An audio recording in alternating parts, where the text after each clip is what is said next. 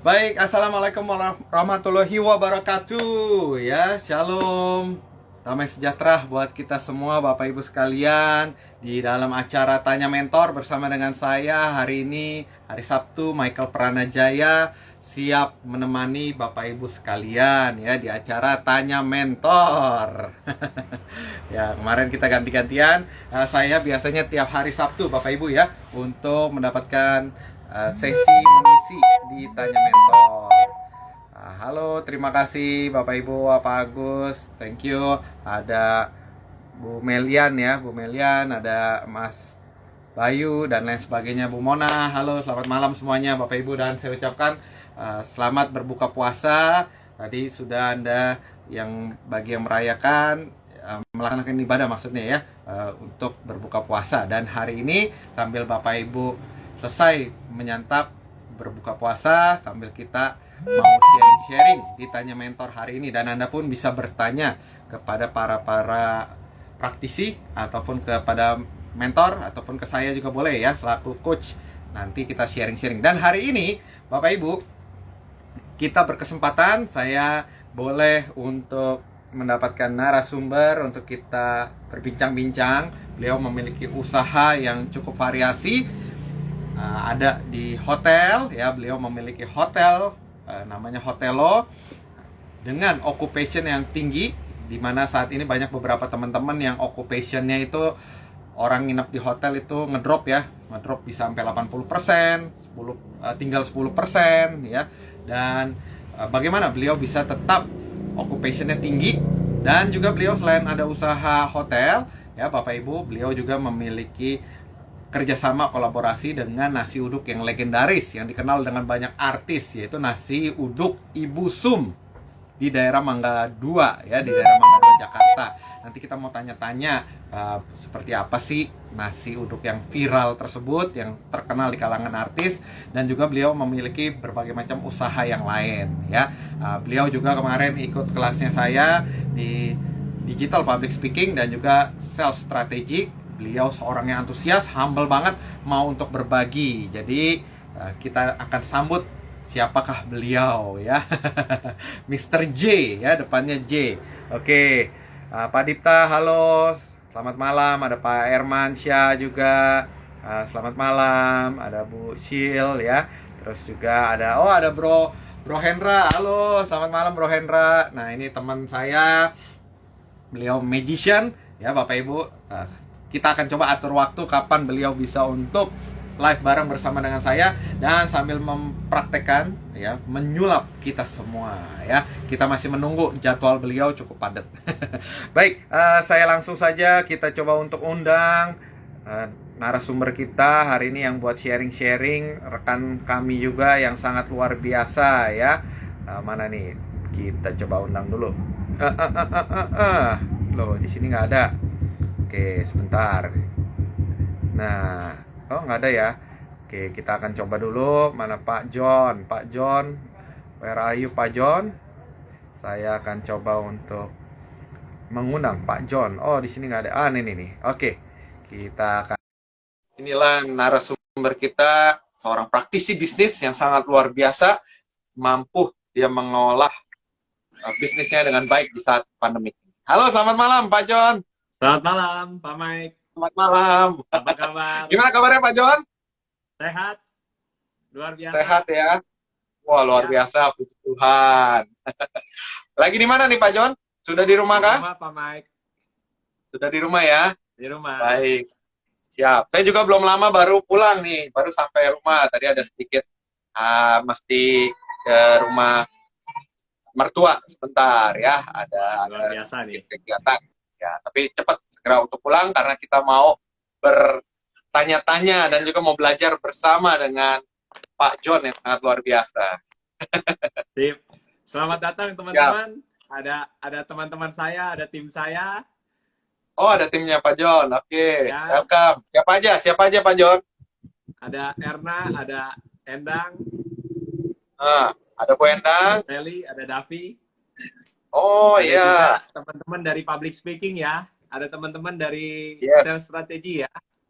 Dari sales strategi, dari public speaking juga ada di sini ya, kumpul.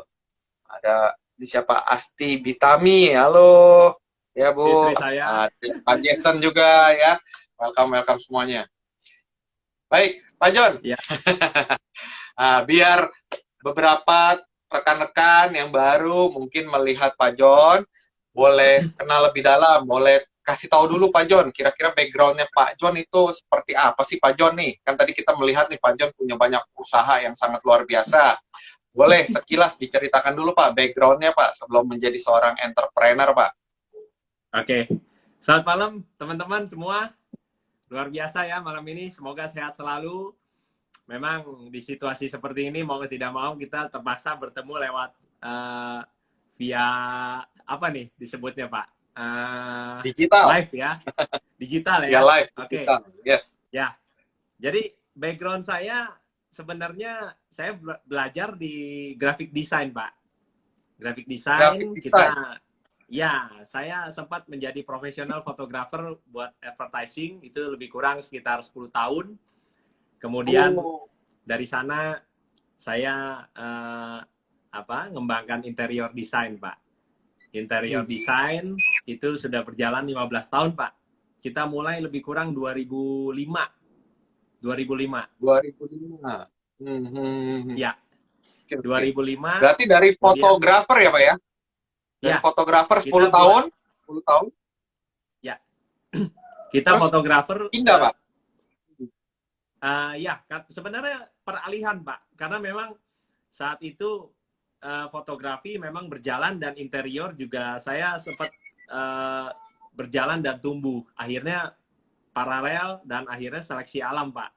Perlahan-lahan yang foto saya lepas, yang interior saya fokus. Nah, kemudian berjalan sayang interior. Pak, yang foto dilepas Pak. Karena gini Pak, terus terang ya sebenarnya ujung-ujung kita melihat ya mana yang lebih menghasilkan. Kalau kita bicara usaha kan tentu mana yang lebih membuat nilai tambah ya Pak, kurang lebihnya. Ya, karena memang kalau di fotografi sendiri saya tergolong junior Pak saat itu. Teman-teman senior sekali Pak. Mereka yang megang KFC, McD, pizza. Sementara saya megang waktu itu cuma Texas Chicken. Secara ini ya, secara nilai market project mereka ya. kan menguasai lebih besar. AW saya pegang, Tawan, Happy Day, grup-grup Imperial saya pegang Pak. Gitu. Juga agensi advertising saya pegang. Gitu. Nah, kemudian saya dari sana saya bergerak di interior design, saya fokus interior design lebih kurang 10 tahunan. Kemudian saya mengembangkan bisnis kos-kosan juga, Pak. 5 tahunan berjalan saya mengembangkan bisnis kos-kosan.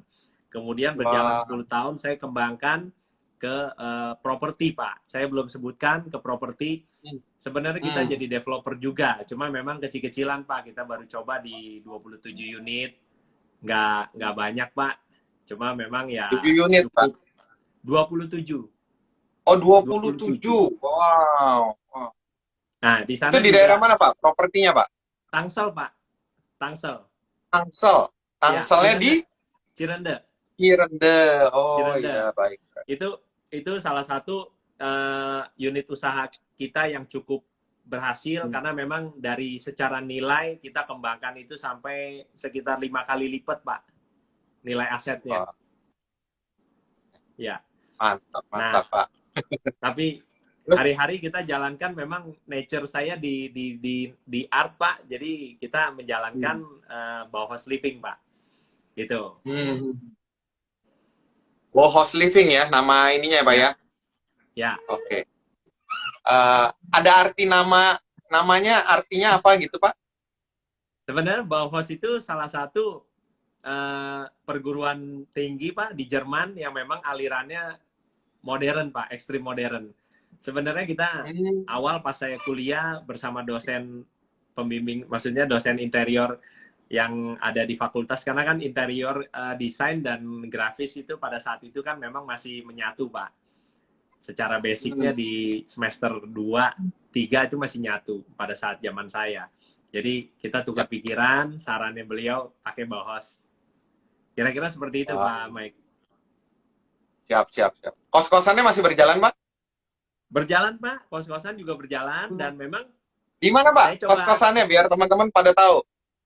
lokasinya di hotel saya, Pak. Itu di hotel kita itu luasnya lebih kurang 1.000 meter, Pak. Jadi memang di belakangnya kita buat, ya saya coba buat berjenjang, Pak. Kalau di kemarin di webinar saya memberikan masukan bahwa sebagai pengusaha kita harus punya kue lapis, Pak.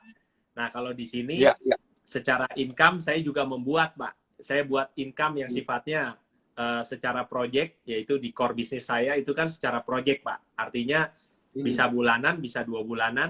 Nah, di sana saya buat yang secara bulanan, yaitu untuk kos-kosan. Nah, saya juga buat yang harian, Pak. Harian yaitu yang nasi uduk saya dan hotel, Pak. Kira-kira gitu. Oh, ada nasi uduk juga ya, Pak ya? Yang nasi uduk busum, Pak. Iya, iya. Berarti hotelnya dekat sama nasi uduk busum juga, Pak? Jadi, nasi uduk busum itu bagian dari hotel itu, Pak. Saya buat di depannya memang itu udah nyatu, Pak, di sana. 3 unit usaha, bahkan dulu 4, Pak. Saya pernah bergerak di bidang outsourcing, Pak. Outsourcing saya ini cukup outsourcing untuk security dan manpower, Pak. Jadi untuk security, untuk tim-tim di SPBU, kalau Bapak tahu di Batu Night Square Malang itu tim security-nya dari kami, Pak. Terus kalau Bapak tahu POM SPBU yang di Hayamuruk itu timnya juga dari kami, Pak. Itu kalau outsourcing saya kerjasamakan dengan partner saya, Pak. Cuma memang sambil jalan akhirnya saya harus fokus ke yang industri utama saya, Pak. Yang art itu, Pak ya? Ya. Bauhaus itu ya, Pak ya? Ya. Oh, baik. Itu dia ngedesain semua, Pak, untuk hotel kah? Atau bisa juga untuk interior desain rumah, ruko, atau apa, Pak? Ya. Bauhaus Living. Baik. Bauhaus ini bergerak lebih kurang sudah 15 tahun, Pak. Jadi kita mendesain mulai dari apartemen awalnya. Apartemen, kemudian awalnya sih berangkat saya jadi supplier sofa, Pak. Saya supplier sofa untuk salah satu brand lumayan terkenal. Kemudian kita berangkat dari sana mendesain apartemen, kemudian rumah tinggal. Sampai sekarang kita udah isi lebih kurang ada sekitar 150 sampai 200 unit, Pak. Itu terdiri apartemen, residensial, kemudian multinasional company, Pak. Kita ada garap multinasional company 3 di Jababeka, terus di Tangerang, di Jababeka 2, Pak. Kemudian di sini belakangan kita mengisi di Kementerian Pertahanan sama di Kementerian Agraria Tata Ruang, Pak. Jadi untuk desain dan build-nya. Luar biasa, Pak John. Hebat. Berarti dari sofa ya, terus mulai mengisi interior dan lain sebagainya. Oke. Nah, Pak John, tadi kan saya sempat kasih tahu kepada teman-teman yang menyaksikan Ditanya Mentor nih, Pak John. Bagaimana hotelnya Pak John yang sudah terintegrasi tuh ada 3 usaha, ada busum, ada hotel, ada kos-kosan juga lagi ya. Itu yang di daerah Mangga 2, Pak ya. Dekat Pasar Pagi, betul ya? Ya. Itu kan kalau teman-teman yang lain pada cerita ke saya, hotel itu lagi cukup bleeding ya, Pak ya. Dia yang occupation-nya ada yang cuma 20% doang. Jadi misalkan dari 100 kamar, paling cuma terisi 20 atau bahkan 10 atau bahkan nggak ada ya. Karena semua orang lagi di rumah. Sedangkan saya dengar-dengar pas kita ngobrol, lumayan untuk hotelnya Pak John nih, terisinya sampai dengan 80%-an ya, Pak ya? Ya. Mungkin boleh sharing, Pak, biar teman-teman yang memiliki kerabat atau saudara, siapa tahu bisa membagikan tips-tips suksesnya nih. Ya. Gimana, Pak? Oke. Nih ada teman-teman saya, terus ada rekan saya nih, Dr. Julianto. Selamat datang, saya sapa dulu. Baik. Selamat datang, Pak Dokter. Baik. Jadi kalau bicara strategi untuk hotel, itu sebenarnya hotel ini tergolong baru. Cuma memang saya punya rencana yang cukup besar untuk hotel ini. kita memang akan buatkan ini sampai dengan target saya 150 room, Pak. Nah, 150 namun room. sekarang baru beroperasi 40, Pak. 40. Nah, Oh, iya. 3 bulan kemudian nanti saya target di 80 unit, Pak. Nah, sekarang memang kelihatannya hotel pada umumnya sepi, Pak. Karena memang situasi COVID ya. Kedua, memang regulasi pemerintah daerah setempat. Nah, ketiganya, memang mau tidak mau kan secara individu orang punya rasa khawatir. Saya rasakan juga, Pak. Beberapa usaha saya memang masing-masing terkena dampak seperti yang saya sebutkan di acara webinar saya sebelum ini dengan rekan-rekan di Himpunan Pengusaha Muda Jakarta Barat, Pak. Bahwa sebenarnya ada yang terdampak positif dan negatif. Positif itu sendiri ada 2, Pak, yaitu yang bertumbuh dan stabil. Dan terdampak negatif yaitu yang tergelincir dan yang terpuruk, Pak. Nah, memang usaha saya yang stabil, yang core bisnis saya, yang main bisnis saya, bahkan bertumbuh. Kemudian yang agak-agak berkurang ini, saya rasa sebenarnya secara jumlah transaksinya, secara revenue, pasti hotel itu mungkin tadi kalau Bapak sebutkan okupansinya stabil, tapi tetap kita harus adakan campaign, Pak, promo-promo, Pak, diskon, itu udah pasti untuk daya tarik ya, pemanis. Nah, kemudian yang terpuruk, nasi uduk, jujur bicara, kebetulan kemarin kami nggak persiapkan, Pak. Jadi kita pikir hanya sementara sifatnya, ya pandemi mungkin 1 bulan, akhirnya timnya istirahat pulang kampung, Pak. Nah, sekarang kan balik juga kan situasinya tanggung, Pak. Ya, tidak memungkinkan juga ya. Regulasi, ya. Jadi mau nggak mau, ya sebenarnya sih jadinya serba salah. Jadi sementara stop. Nah, kalau hotel strateginya gini, Pak. Yang tadi kita adakan promosi-promosi, Pak, kampanye promosi. Mungkin kita follow IG kita berikan free menginap, kemudian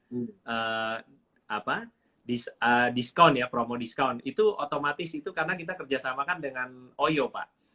Oyo itu salah satu platform, ya, platform hotel chain ya, Pak, di India. Memang kebetulan sekarang saya turut prihatin juga karena pusatnya di sana tutup, Pak, karena lockdown ya. Tapi saya optimis secara tren, Pak. Secara tren setelah ini, saya yakin terutama di segmen hotel kita ini akan tetap bertumbuh, Pak. Karena memang secara kebutuhan yang benar-benar dibilang ini sekali mahal juga tidak, Pak, karena sangat di bawah harganya, Pak. Sekitar semalamnya sekitar 200.000, Pak. Gitu. Semalam 200 ya, Pak ya? Iya. Nah, kemudian ini Bapak, boleh hemat ya. Desainnya ini, Pak. Jadi gini, Pak, kalau Bapak tanya apa sih yang membedakan kami desain Hotelo ini dengan yang lainnya? Terus terang, di samping bekerja sama dengan platform Oyo ini, jujur platform Oyo ini networkingnya sangat global, Pak. Jadi secara di dunia mereka ada channel. Jadi memang platform itu nomor 1. Kedua memang produk, Pak. Produknya. Walaupun tadi siang saya ikuti live-nya Pak Anton dengan Pak Tom, MC Ifle. Nah, itu rekan kenalan lama juga di Action Coach. Jadi Coach Tom itu menyampaikan bahwa yang penting itu adalah pelayanan ya, service. Kita nggak jual produk. Tapi sekalipun kita pakai platform Oyo, Pak, walaupun Oyo itu networkingnya luas, tapi kalau produk kita nih hotel ini nggak maksimal, nggak support, akhirnya tutup, Pak. Banyak yang tutup, Pak. Kalau nggak salah sekitar 70%, 75% tutup, Pak. Bahkan okupansinya 70%, menurun tajam. 70%. Wow. Ya. Nah, jadi okupansinya turun tajam, Pak. Nah, jadi kalau dilihat-lihat, saya punya ini secara lokasi memang cukup strategis di dekat dengan Kota Tua dan Ancol serta Monas, Pak. Kemudian desain kita cukup kekinian, Pak. Cocok dengan style milenial. Kemudian kita buat desainnya benar-benar bisa jadi spot foto, Pak. Kan sekarang lagi tren Instagramable ya, Pak ya. Foto sedikit foto. Iya kan? Nah, di sana jadi memang karena spot foto itu sangat apa, tempat itu sangat mendukung untuk spot foto. Jadi mau nggak mau mereka mungkin ya Pak ya, yang orang sering bilang marketing lewat mulut ya Pak ya. Jadi Ya, saling merefer Pak, gitu. mouth Saya to juga mouth ya nggak, Pak ya. ya saya juga nggak ini Pak, karena memang saya juga puji syukur, puji Tuhan, di luar dugaan Pak, karena kita lihat terutama memang saat-saat Maret ya, Maret atau April awal kan memang orang-orang masih ini Pak, masih khawatir, masih apa ya, masih shock Pak. Tapi kalau Ya, sekarang saya lihat, saya ini PSBB sudah perpanjang 2 periode Pak, makin ya. hari makin ramai jalanan. Ya, kira-kira itu Pak. Oke, berarti produk itu penting juga ya Pak ya. Selain Ya, platform ya, ya. Platform. ya, Saya ulang deh ya, platform pertama. Tadi ya, pakai Oyo yang dari ya, internasional. Walaupun dia ya, di pusatnya ada tutup ya, tapi tetap berjalan ya Pak ya. Pusatnya di mana Pak? jalan. Oyo Pak? India Pak, India. India ya, dari India. Ya, India. Oke, tapi masih aplikasinya bisa berjalan. Yang kedua berjalan. produknya Pak John atau istilahnya hotelnya Pak John. Ya, eh, ya, itu juga yang menentukan. Lalu ya, tadi tempatnya, desainnya itu penting banget ya Pak ya. ya, ya, Bagaimana dia bisa milenial, ada tempat ya, spot-spot untuk foto-foto Instagramable lah ya, istilahnya, dan ya, lokasi. Ya ada 4 berarti ya, ya, lokasi ya Pak ya. Itu sangat penting sekali ya, ya. Itu sehingga ya, membuat okupasinya bisa lumayan, 80%-an ya Pak John ya, ya. ya. Oke. 80 Kalau bahkan boleh kalau tahu udah Pak, itu Jumat kan Sabtu banyak, Minggu, Sabtu Minggu? kalau udah Jumat Sabtu Minggu itu full Pak. Wah, Itu full full, Pak, Sabtu Minggu. full. Kalau boleh tahu Pak, banyak wisatawannya dari mana Pak? Yang mau ke kota kedua Jadi Pak? jadi gini Pak, memang strateginya yang disiapkan oleh Oyo itu cukup cukup apa, dinamis menurut saya. Mereka startup sih Pak ya, jadi memang mereka kreatif Pak, kreatif dan Ya, memang sangat support, apa, kita dibilangnya partnernya oleh mereka. ya, Mereka sangat support ya. Jadi mereka siapkan bentuk-bentuk campaign yang benar-benar bisa support partner-partner itu, gitu Pak. hmm. Jadi sorry Pak, tadi Bapak nanyanya gimana Pak tadi? Kira-kira yang banyak nginep di situ Pak, Oh ya, saya lebih ngomongin. banyak wisatawan mana Pak? Yang pengen ke, tadi kan katanya dekat kota tua ya, dekat Oke, Monas juga dan ya, lain sebagainya. ya. Rata-rata? Jadi kalau sebelum COVID Pak, itu kalau datang itu grup Pak. Mereka grup. Nah, mereka grup, kemudian mereka isinya misalkan ada 20 orang, mereka langsung booking 10, 15 room. Itu untuk ke kota tua Pak, atau ke Ancol, atau mereka jalan-jalan ke Monas. Karena memang mungkin ya Pak ya, mungkin selain tempat saya ini spot fotonya, apa, desainnya kekinian Pak, cocok untuk generasi milenial, lokasinya juga cukup dekat dengan kota tua. Bahkan kota tua saya lihat di sekelilingnya pun banyak Pak berjamur di sana. Terus terang kita kan agak jauh sedikit ya, tapi memang masih dalam satu teritori deh Pak bilangnya. Ya, Masih satu kelurahan deh Pak. Gitu. ya. Berarti Nah, yang wisatawannya tadi lebih banyak dari luar Jakarta Pak ya? Luar Jakarta atau bahkan ya Wena, bule lebih banyak Pak yang datang ke situ, ada backpacker. dari China, ada dari Arab, ada dari Oh, orang India juga ada. Jadi memang Oyo sendiri dengan pandemi COVID seperti ini, mereka bikin ini Pak, campaign untuk kerja dari hotel.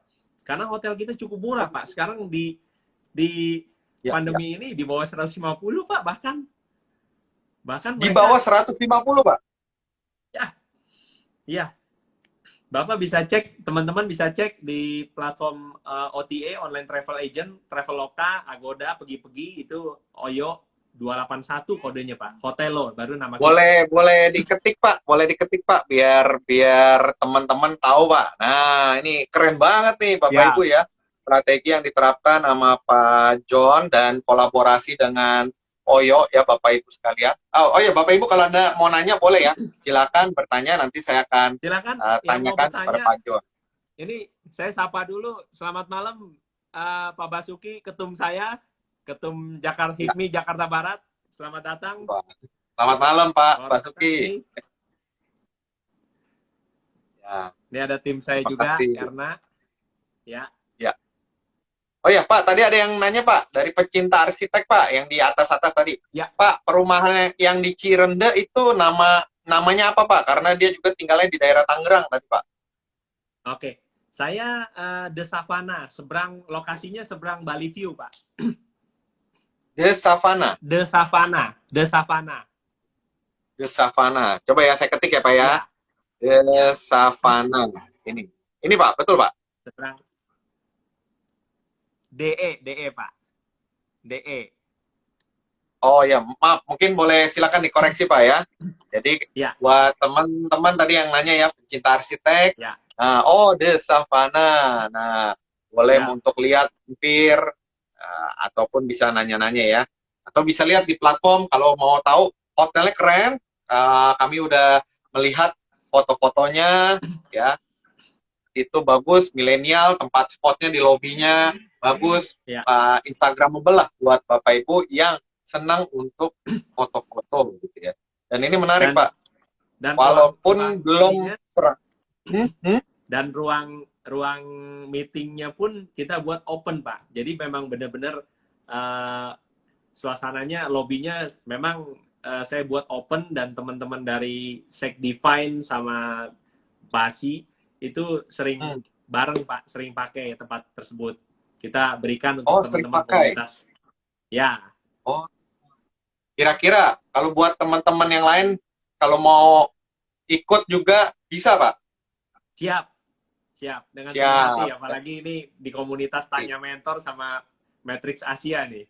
Dahsyat nih. Ya, nanti kita kan udah ada komunitas Metrik Asia ya, bonus community.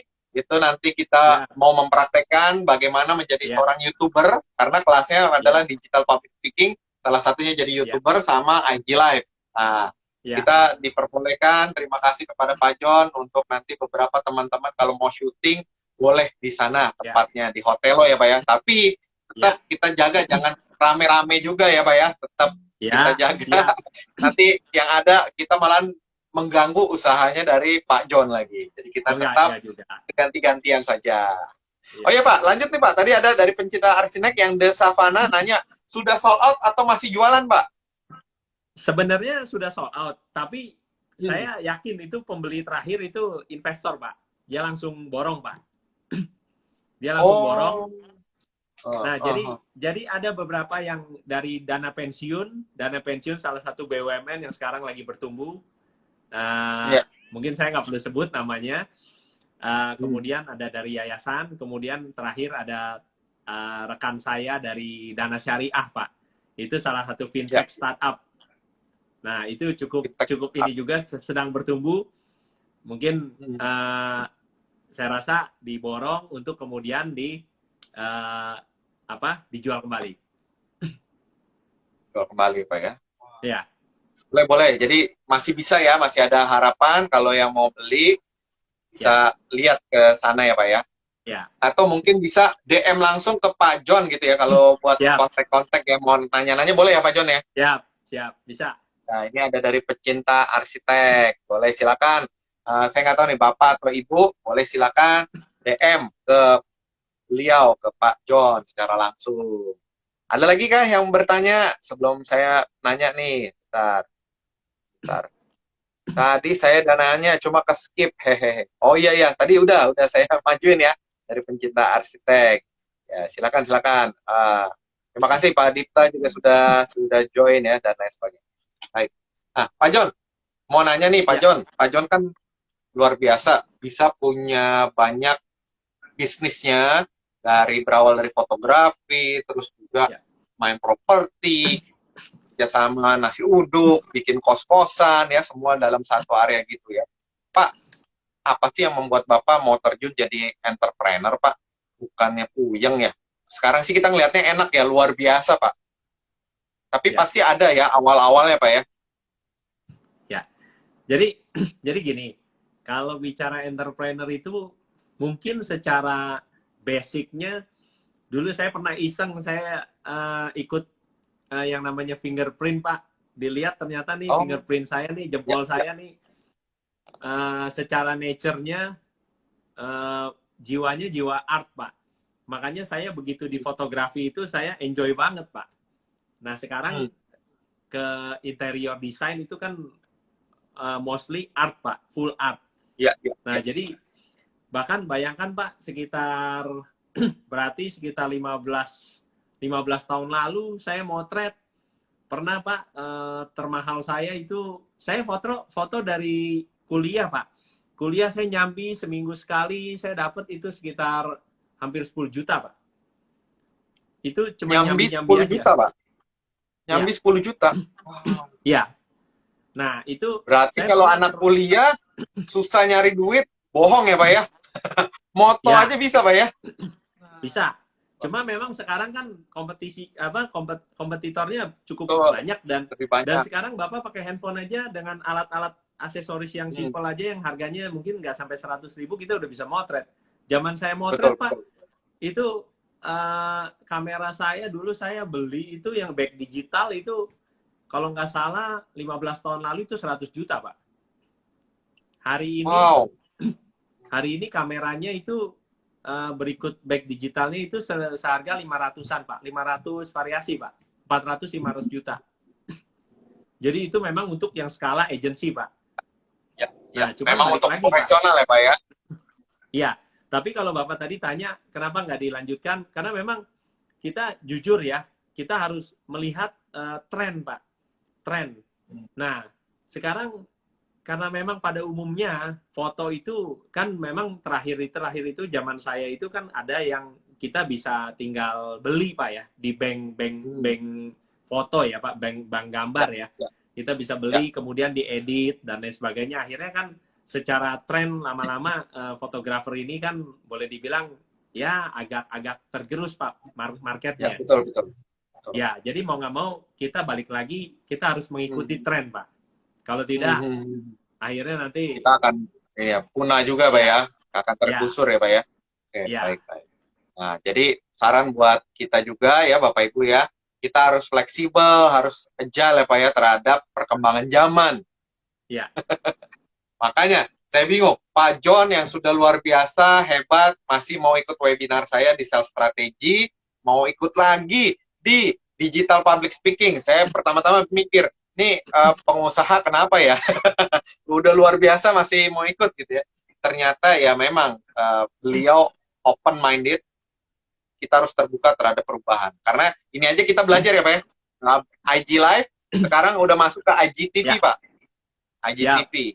Kalau Bapak Ibu nggak fleksibel, bisa jadi nanti Anda ketinggalan. Karena kalau Anda nggak mau berubah, ya kompetitor yang berubah ya, Pak ya. Betul ya?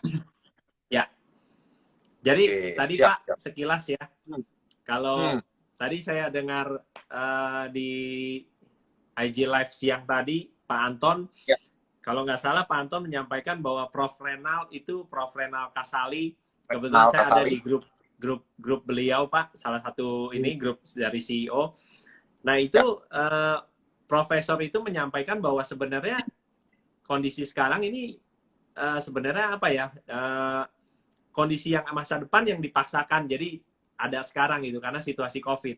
Nah sebenarnya kalau dilihat memang yang tadi juga Pak Tom sampaikan, Tom MC Ifle, bahwa sebenarnya bukannya new normal tapi apa ya, the next normal disebut. Next normal. Ya, saya sih setuju karena memang ke depan mau nggak mau kan kita harus trennya itu kalau sekarang kita nggak melatih ya nanti mungkin kita nggak relevan. Kalau saya kutip kata-kata dari pakar brand Pak Subiakto itu ini saya juga panutan saya juga Pak Abi. Jadi yang beliau khawatirkan adalah beliau nggak relevan lagi dengan zamannya gitu. Jadi itu yang nanti sebenarnya tantangan kita. Maka sekarang kalau dilihat-lihat seperti sekarang ini termasuk menurut saya sangat ideal, Pak, kita mulai. Ya sekedar cerita Pak Mike tadi sampaikan ke saya bahwa wah saya masih mau belajar. Sebenarnya ini cerita lucu, Pak. Sebenarnya pada saat saya ambil Pascasarjana di Tarumanegara, itu salah satu dosen saya, dia nanya, Anda kegiatannya apa? Saya ceritakan, saya usaha ini. Akhirnya beliau bilang, kok ngapain kuliah lagi gitu? Harusnya saya yang duduk nih, Anda yang ngajar. Iya. Saya bilang, Oh Pak, enggak, saya bilang saya dengan senang hati, saya mau buka hati untuk menerima masukan dari Pak dosen. Karena Luar kan biar biasa. bagaimana Pak, Ya. ilmu akademis penting Pak, menurut saya ya, bahwa nanti Hmm. pengembangannya di lapangan kita modifikasi sesuaikan dengan apa situasi dan kondisi, tapi sebenarnya akademis itu adalah panduan dasar menurut saya ya. Yes. Karena kalau kita nggak Yes. punya skill basic itu sulit Pak pengembangan gitu. Kira-kira seperti itu Pak. Setuju Pak, setuju. Ibaratnya kayak saya dulu sales, nggak belajar teori, kejedoknya di lapangan Pak. Ya. Gedubrak, gedubrak, gedubrak. Kenapa ya? Kok gagal mulai jualan ya? Kenapa ya? Kenapa ya? Akhirnya diajarin. Dulu nggak ada di training-training gitu Pak, sekitar 15-20 tahun lalu nggak ada. Pokoknya lo ke Harpo, ke Mangga 2 gitu ya. Nah, di Ya. sekolah pun nggak belajar. Taunya kan tentang teori dan lain sebagainya. Karena dulu saya pikir, itu mah teori-teori. Setelah saya di training, baru tahu, oh gitu ya. Jadi bisa align. Ternyata ilmu akademis itu kan pasti ada namanya teori atau ilmu karena sudah ada yang mencobanya. Ya. Ibaratnya kita nggak perlu kepentok hal yang sama lagi. Ya, setuju Pak, setuju. Oke, luar biasa Pak John. Terus humble dan juga masih mau belajar. Jadi bagi Bapak Ibu, persiapkan. Tadi mengutip dari perkataan Pak John, the next normal ya. Kita siap-siap nih, the next normal. Ini lagi new normal, siap-siap untuk the next normal. Ya. Oke. Bahkan baik Bapak Ibu silakan kalau ada yang mau. Ya. Sebenarnya sekitar lebih kurang 5-7 tahun lalu ya, sebelum IKEA masuk di sini Pak. Ya. Itu dari Link Action Coach ada unit usaha bisnis di Singapura yang akhirnya mau kolaborasi dengan saya di Jakarta. Jadi dijembatani oleh Action Coach. Nah, itu masih muda juga. Jadi sempat saya diundang, mereka datang ke sini, terus saya datang ke Singapura, saya lihat usaha mereka. Mereka sampaikan bahwa sebenarnya nggak lama lagi IKEA akan masuk ke Indonesia. Mereka itu salah satu installer, suppliernya IKEA, Pak. Nah, memang saya waktu itu masih belum terbuka, Pak. Nah, saya belum terbuka, saya melihat sebenarnya ini kan potensi nih, Pak. Kalau saya buka peluang, hari ini saya udah jauh lebih besar, Pak, dari itu. Karena gini, di sana, Pak, di Singapura, di industrinya saya datang, itu luar biasa, Pak. Itu dalam satu gedung, Bapak cari karet, kaca, besi, semua apapun bahan industri ada, Pak. Jadi satu hari dia punya 3 delivery time. Bapak minta pagi, dia kirim siang. Bapak minta siang, dia kirim sore, Pak. Bapak minta sore, dia kirim pagi. Jadi dalam satu building itu benar-benar kawasan industri, Pak. Itu kalau nggak salah berapa lantai. Dan orang Singapura, dahsyatnya, Pak. Kan saya cerita kan, berapa pekerja Anda ditanya. Berapa kapasitas produksi Anda sebulan. Saya ceritakan, tenaga saya mungkin di tempat saya 20-30 pekerja. Saya bilang, di workshop kita. Mereka di sana, Pak, cuma 2 orang, Pak. Dan mereka dengan pede, mereka bilang, iya, 2 orang, Pak. Mereka bilang, saya berani lawan kapasitas you di Indonesia. Dahsyat, Pak. Dan yang paling bikin saya mau belajar dan belajar, Pak. Mereka bilang gini, Indonesia itu dengan Singapura, itu Indonesia mundur 15 tahun, Pak. Indonesia mundur 15 tahun. 15 tahun ya. Saya langsung, waduh. Iya kan? Kalau kita nggak benar-benar mau belajar, jauh ketinggalan, Pak. Jauh ketinggalan. Betul.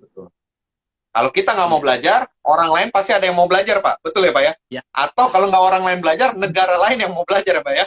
Ya. Ya, baik.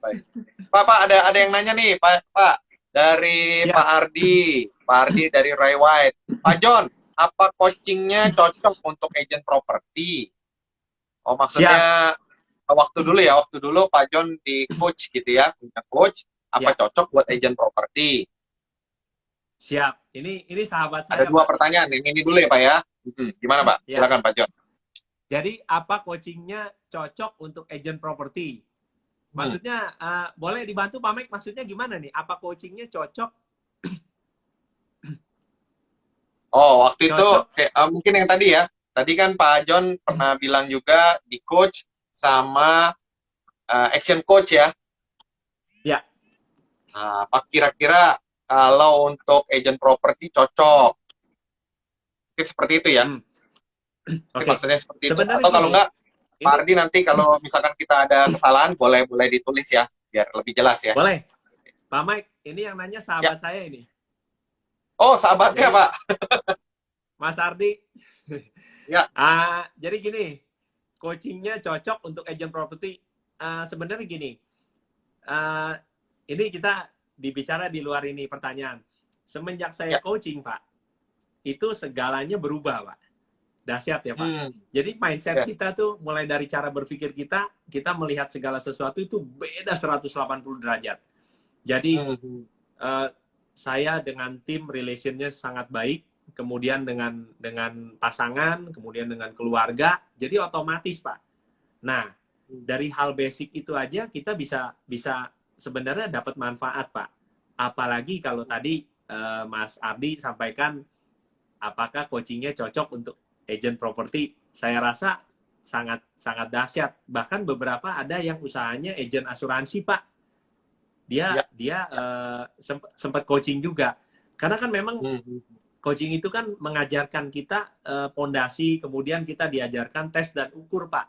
Setiap aktivitas Yes. kita, Mas Hardi, kalau kita lakukan strategi, misalkan kita pasang iklan, sekarang kita open house, kita syuting, itu kan kita beriklan di mana, itu kan kita harus tes dan ukur Pak.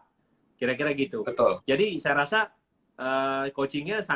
coaching itu sebenarnya untuk apa saja? Sebenarnya kan basicnya itu coaching itu metodenya untuk sport Pak. Iya kan? Betul. Kadang-kadang kita di Dari coach, olahraga ya. nah secara mental kita jadi berani sama lawan kita. Padahal mungkin Hmm. kita udah ngedrop dulu kalau nggak di coach Pak.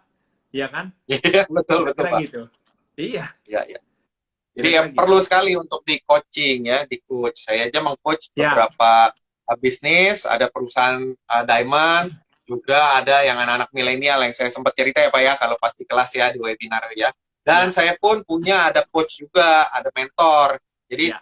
ternyata saling meng-coach itu juga bagus tuh, nggak salah ya, salah. Ya. Boleh buat kita lebih baik lagi, buat meningkat. Ibaratnya kenapa sih Messi atau Ronaldo yang udah lebih hebat masih mau di coaching? Padahal belum tentu coachnya kalau disuruh nendang bola lebih jago dibanding Messi sama Ronaldo ya Pak ya. Ya. Tapi karena Ya. coach bisa melihat titik buta yang nggak kelihatan sama pemain. Ya. Setuju. Gitu. Setuju. Baik, terima kasih Pak Ardi ya. Nah, ini pertanyaan dari pecinta arsitek lagi Pak. Tadi, nah ini bagus nih. Pak, bagaimana cara Bapak memanage beberapa company Bapak? Ya, tadi kan ada hotel, ada nasi uduk, ada apa dan lain sebagainya. Apa Bapak menerapkan cara corporate, ada holdingnya yang membawahi beberapa company? Ya. Kira-kira Oke, bagaimana terima Pak? kasih. Ini pencinta arsitek ini cukup aktif nih kelihatannya. Jadi Ya, gini, ya, Bapak Ibu pencinta arsitek, senang dengan responnya ya. Tadi ya. katanya Anda di Cirende nih. Mungkin jangan-jangan ini kenalan saya, Pak. Jadi kalau manage beberapa company, sebenarnya kuncinya hanya satu, Pak. Kita taruh orang kunci yang memang bisa menguasai operasional. Nah, bahwa nanti setelah itu kita akan membuat holding, bisa. Karena kan sekarang gini Pak, sekarang kita lihat ya, prinsip bisnis kan kalau bisa kita dengan modal yang sesimpel-simpelnya, sedikit mungkin untuk profit yang cukup besar, cukup baik. Daripada kita invest terlalu banyak, sementara kan kalau dilihat kan industri saya kan makanan juga sebenarnya timnya udah cukup kompeten Pak. Dan kalau hotel juga udah bisa beroperasi sendiri, apalagi kos-kosan, Pak. Sebenarnya itu mudah, walaupun kos-kosan saya dulu hampir 100 room, Pak. Jadi sebenarnya bukannya sedikit, 100 room, Pak. Nah, sekarang memang saya kurangi, saya renov untuk hotel. Di sana kan areanya kan cukup luas, 1000 meter. Jadi nggak sulit, Pak. Yang sulit itu adalah ketika kita nggak bisa mempersiapkan orang-orang kunci di setiap unit usaha, Pak. Gitu. Atau sebenarnya gampangnya kita meluangkan waktu aja Pak untuk evaluasi. Nah, karena memang saya di program coaching Pak, jujur saya sekarang jalankan kan ada beberapa kos-kosan, hotel, nasi uduk, interior, developer Pak, 5. Dulu saya sempat jalankan, saya sempat akuisisi salon Pak. salon Salon. kecantikan di gedung ya Menara Karya. Karena waktu itu saya baru selesai coaching, saya optimis banget. Secara income bagus Pak. Tapi memang karena sewanya cukup besar, jadi akhirnya nggak nutup. Dan sementara di gedung itu kan kalau Sabtu Minggu operasional office tutup Pak. Nah itu Betul, udah betul, kalah. Sabtu Minggu. Padahal salon itu Sabtu Minggu rame harusnya. Ya, Kalau ya, hari ya. biasa rame Pak di sana. Nah kemudian outsourcing. Jadi sempat juga saya ikut share di Action Coach di teritori Tangerang Selatan. Jadi sebenarnya hampir 9 unit usaha saya geluti Pak. Cuma memang saya harusnya akhirnya kembali ke 5 usaha ini. Kalau yang lain saya memang nggak begitu relevan ya, gitu. Ya, ya. Kira-kira Oke. gitu Pak. Luar biasa, Pak. Pak, pertanyaannya dari tadi ada 9, Pak. Udah dikerucutin 5. Bagi fokusnya gimana, Pak? Selain punya tim kunci atau istilahnya Bapak menciptakan leader-leader ya buat di bisnis tersebut, orang kepercayaan. Tapi fokusnya gimana, Pak, baginya? Teman-teman pasti ya bingung juga ya, pengen tahu nih. Tipsnya gimana, Pak? Bapak Kalau kan cuma saya- 1, bagi fokus gimana, Pak? Kalau Bapak tanya fokus ya, saya kutip omongan Coach Tom MC Ifle tadi siang dengan Pak Anton Teddy ya. Kita ini nggak jual produk, saya setuju. Dari dulu saya hanya menjual diri saya, Pak. Jadi Coach Tom tuh tadi menyampaikan bahwa ketika kita disenangi banyak orang, akhirnya orang mencari apa di situasi sekarang? Hand sanitizer. Dia tanya, John, lu punya hand sanitizer nggak? Kalau saya jawab punya, dia akan beli dari saya, Pak. Tanpa dia nanya bahannya apa ini itu. Pokoknya dia tahu kualitas saya. Kira-kira itu, Pak. Yes. Bahkan kalau Bapak mau tahu nih, Bapak kalau mau tahu, itu dulu saya salon kecantikannya di gedung Menara Karya Kuningan itu cukup ini Pak, cukup dikenal oleh teman-teman yang di sana ya. Memang cukup inilah kalau di gedung. Kemudian kalau Bapak mau tahu lagi di outsourcing saya itu kan tadi saya bilang di Batu Night Square, Malang Night Batu Pak, Malang. Ya, Itu betul, kan Pak. itu kan lumayan secara brandingnya cukup baik. Itu tenaga saya taruh di sana. Terus Mawar Saron Pak, LBH punya Om Hotma Sitompul Pak. Itu yang outsourcingnya dari kami juga Pak. Kemudian di industri lain kayak sekarang Bauhaus yang saya jalankan aja, ini saya beberapa klien-klien saya cukup besar Pak, diantaranya ya owner-owner ya grupnya Mayora, Bami GM. Jadi memang saya memang beberapa perusahaan-perusahaan ini Pak IPO memang menjadi customer saya. Salah satunya juga petinggi dari Indofood itu mempercayakan rumahnya untuk saya garap. Jadi memang saya jual karakter saya Pak gitu. Karakter atau kalau istilah kita bilangnya brandnya Bapak ya, brand personalnya Bapak ya. Ya. Iya betul. Mungkin gini Pak Mike, ini untuk masih ada 10 menit ya sambil saya sharing ya, untuk penutup saya ya. Saya coba berikan formula sukses untuk teman-teman atau para pengusaha di sini bahwa sebenarnya sukses itu adalah yang pertama adalah tentang diri kita. Kalau menurut saya, yaitu apa? Karakter diri kita. Kita itu baik, kita itu open, kita itu honest. Nah, kita itu mungkin positif. Kita taruh 4 gitu Pak. Semakin banyak, semakin baik. Dikali aktivitas Pak. Ya, kita itu rajin, suka nolong orang. Kali 2 aja kan 4 kali 2 udah 8 Pak resultnya, hasilnya Pak. Sama dengan 8. Nah, ketika teman-teman atau bapak-bapak di sini pengusaha atau beberapa ini profesional bertanya tentunya kalau mau 8 itu dibuat jadi 16 bagaimana? Kan gampang Pak, 4-nya dibuat menjadi 8 atau 2-nya dibuat jadi 4. Yang biasanya kita menolong orang, kita apalagi Pak, kita misalkan beriklan atau kita gunakan waktu kita lebih banyak untuk bekerja.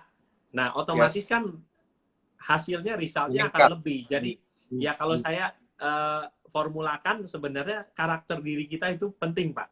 Jadi kita jangan sekali-kali kalau sebagai pengusaha itu kita, Pak, kita ngomongnya ya. Pengusaha itu untung itu wajar, Pak. Tapi kita harus apa adanya, Pak. Open and honest. Dari dulu saya coaching dengan coach saya, Coach Priyono. Di sini ada Coach Priyono sepertinya nih. Eh, Halo, Coach Priyono. ya, jadi kita harus benar-benar open and honest, Pak. Ya, Hmm. jadi setelah itu karakter diri kita terbentuk, barulah kita aktivitas-aktivitas apa yang kita lakukan. Sebanyak mungkin Pak aktivitas, semakin banyak maka result hasilnya akan semakin lebih baik. Gitu di sana, Pak. Hmm. Itu buat Nah, itu ya. teman-teman dan semuanya Ya, gitu. ya. Nah, jadi Bapak Ibu, pada saat Anda lagi COVID-19 di rumah, jangan nggak melakukan apa-apa, Pak ya. Kita Ya. tingkatkan diri kita. Tadi, seperti kata Ya. Pak John, kita belajar. Dengan Anda nonton live ini aja, sebenarnya kan udah lagi sambil belajar ya, Pak ya. Ini Siap. belajar nih dari Pak John, bagaimana pengalamannya dan lain sebagainya. Lalu, nggak cuma dengar, tapi apa? Dipraktekin tadi. Dipraktekin, Ya. dan juga lakukan aktivitas. Jangan cuma Ya. kita, oh iya ya, tapi iya doang ya Pak ya. Kalau Ya. entrepreneur nggak bisa tuh. Kalau udah bikin, ya dilakuin gitu. Ya. Seperti kata Om Bob kan, usaha apa? Kalau orang nanya, usaha apa Om Bob yang paling bagus? Usaha yang dibuka, katanya. Nggak cuma di konsep doang, katanya yang dibuka dijalanin, itu usaha yang bagus. Ya. Dia. Ya. Ya. Oke, sama perbanyak, tadi mengutip kata Pak John adalah kita berbagi ya Pak ya, tadi ya. Ya. Kita berbagi Ya. ke sesama dan lain sebagainya ya. Ibaratnya Anda bantulah yang Anda bisa. Mungkin kita nggak bisa membantu banyak orang ya, Ya. kita ya udah kita bantu yang terdekat. Atau kalau Ya. kita pengen menjangkau orang banyak ya kayak gini ya, kita bisa IG Live, betul ya Pak ya? Ya. IG Live sehingga orang Ya. bisa nonton, dan sekarang sudah kita coba masukin ke IGTV. Jadi nggak cuma 24 jam doang Pak, biasa kita live 24 jam hilang. Ya. Ya, kita IGTV plus kemarin di kelas kan webinar, kita coba untuk masukin ke YouTube sehingga Bapak Ibu yang pengen tahu ilmunya apa yang di-sharingkan sama Pak John, sama saya, sama teman-teman yang lain, itu Anda bisa lihat lagi, praktekin lagi, dan lain sebagainya. Nah, itu. Ya. Ya, sehingga nggak cuma sekedar konsep doang. Luar biasa Pak John. Keren. Ini ada lagi nggak pertanyaan nih? Atau kalau nggak, boleh kita minta tambahan setengah jam ya waktunya Pak John ya, kalau banyak yang nanya. Gimana Boleh. Bapak Ibu? Setuju nggak? Kalau setuju. Nih kata Bu Desi nih. Thanks ilmunya Pak John. Jadi semangat lagi. Jadi cemangat. Pakai C Pak. Cemangat lagi menggapai mimpi. Wah. Nih Bu Felicia ya. Kastari juga thanks for sharing Pak John Alan dan Michael ya. Thank you. Benar-benar bermanfaat katanya sharingnya. Oh nih Pak. Ada yang nanya. Dari Patlam ya. Patlan. Sorry. Ibu Patlam ya. Mungkin ya. Bagaimana aturnya Pak? Kayaknya tadi udah sempat disinggung ya. Bagaimana cara ngatur bisnisnya atau cara ngatur orang-orang kepercayaannya gitu ya saat COVID gini Pak. Oke. Sebenarnya gini Pak, kalau kita ngatur yang penting ya tadi ini salah satu bagian dari part of coaching ya, bisnis coaching kita diarahkan untuk disiplin. Cara ngaturnya sederhana. Sebenarnya pertama kita kan siapkan orang kunci. Nah, yang kedua kita siapkan waktu untuk kita minta laporan pertanggungjawaban. Mungkin 1 minggu sekali, atau 1 minggu 2 kali, atau paling lambat 1 bulan. Tapi saya rasa kalau yang berkaitan dengan operasional kita nggak bisa 1 bulan. Paling tidak itu seminggu 2 sampai 3 kali. Terutama menyangkut arus kas. Kan tetap itu kan harus monitoring ketat ya. Nah, kecuali kita buat layer di bawah kita ini ada semacam operational manager yang memang megang beberapa industri kita yang memang mereka menguasai dan bisa mereport gitu. Dan di sana cukup ini sih kalau saya pada saat saya coaching dulu kita di 5 divisi kita sales, finance, HR sama produksi kita buat semacam balance scorecard Pak. Di sana BSC ya Pak ya? BSC. Ya, jadi kita masing-masing departemen punya KPI Pak. Apa sih yang diukur? Misalkan kalau produksi tingkat kesalahan harus targetnya 0 Pak. Ya kan, kalau inventory harus 0 inventory, ya kan. Maka kalau kita lihat perusahaan-perusahaan besar seperti Astra dan lain-lainnya, mereka nggak mau stok bahan Pak. Mereka tinggal minta orang supplier karet, taruh orang di sini, saya mau karet, saya order sama you, mereka 0 inventory Pak. Nah itu dahsyat Pak. Nah, kemudian Ya, kalau ya. sales kita KPI-nya apa sih? Target call, target visit, mereka satu Yes. hari harus visit berapa kali. Nah, sebenarnya gini Pak, itu sih setiap orang mungkin baca buku tahu Pak. Cuma pada pelaksanaannya itu kan sulit Pak. Kalau kita nggak Betul. didampingi coach. Gitu. Iya, ya, betul, betul. Perlu banget ya Ya, jadinya selain tahu tentang BSC, balance scorecard, kan buat ya, rapotnya kita yang merah mana ya. ya, berapa persen tercapai, dan lain Mm-mm, sebagainya. Yang penting adalah mm-mm. pendampingan, Iya, pendampingan. Nah, makanya kan kelas kita juga Pak, yang sales strategic sama digital public speaking, saya nggak iya. lepas gitu aja karena tahu itu baru nyangkut cuma knowledge doang ya Pak ya. Iya, Perlu tapi itu pendampingan. menarik Pak. Saya merasa seperti saya kuliah pasca sarjana lagi. Itu materi saya di marketing manajemen Pak. Itu kita Yes, survei, kita research. Itu benar-benar. yes. Makanya Pak, salah satu kunci kenapa produk-produk asal luar negeri itu mereka pada umumnya sukses Pak. Begitu launching Yes. produk itu mereka sukses karena mereka sebelumnya udah research Pak. Bahkan mereka meng-hire Ya. satu lembaga survei yang mereka Hmm. bisa mengeluarkan laporan tuh benar-benar detail Pak, gitu. Betul, betul. Iya, Karena nggak main asal ajar aja Pak, betul ya? iya, Kalau nggak kita wasting, ya, wasting iya, biaya, wasting money, belum iya, lagi biaya apa yang mesti dikeluarkan, promotion iya, dan lain sebagainya, kayak gitu. iya. Betul. Pak, ada banyak nih pertanyaan Pak. Kayaknya Silakan. kita perlu minta Pak Nggak John apa-apa. tambah setengah jam ya. Siap, siap. Oke. Oke, Pak John, ini Ya. dulu nih dari Desain Jakarta, Pak David ya. Pak mau nanya, bagaimana menemukan coach yang tepat untuk diri kita dan dari begitu banyak coach ya yang ada di Indonesia lah ya, anggap aja atau di Jakarta saat ini. Bisa di-sharingkan kan Pak? Tadi kan Bapak sama Coach Pak Priyono ya. Nah, kira-kira gimana cara nemuin coach yang tepat buat kita? Ini pertanyaan bagus banget ini. Ini saya banget. Ya, Artinya gini, Pak David ya, ini teman saya dari sales strategi dan public speaking ya, Pak ya, David. ya. Jadi makasih pertanyaannya. Sebenarnya gini Pak, segala sesuatunya kan kita kan nggak kenal Pak. Kalau saya makanya saya akan mempunyai tagline saya salam positif. Apa? Dengan kita positif, artinya terkadang Pak, orang mau negatif aja sama kita, itu mereka jadi positif Pak. Ini yang Yes. ngomong customer saya Pak. Contohnya, Hmm. kalau Bapak lihat saya dari pertama tadi, kesannya apa Pak? Saya Pak. Saya, kalau Kesannya kata customer humble. saya, enggak, saya ketawa Kesannya dulu. humble. Yes, Ya, dia ramah, bilang humble, saya positif. ketawa dulu tuh. Jadi dari awal Ya. dia bilang, kalau saya lagi mau komplain sama Anda, begitu Ah. melihat Anda ketawa gak jadi komplain. Itu customer saya yang ngomong Pak. Jadi Iya. begitu juga untuk pemilihan atau menemukan coach ya Pak. Menurut saya gini loh Pak. Ya. Kan dalam hidup ini ada yang kita bisa kendalikan, ada yang tidak bisa kita kendalikan Pak.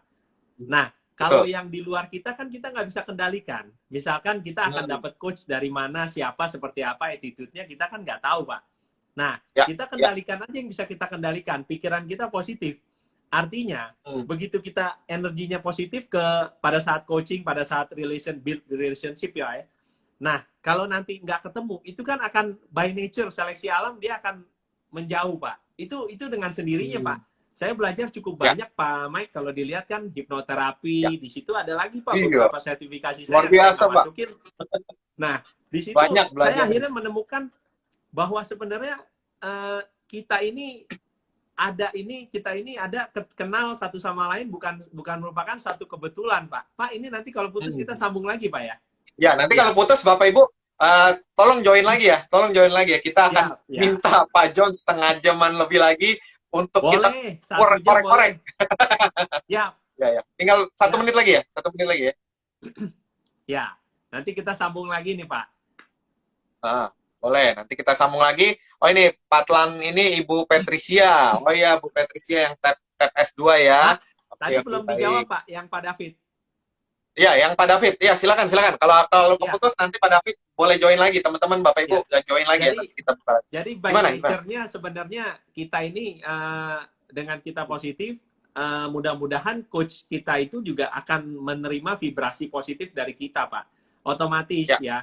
Begitu mungkin ya kalau dia mungkin belum terlalu link sama kita, nge-link gitu, align, ya mungkin berjalannya waktu mereka akan align dengan kita, Pak.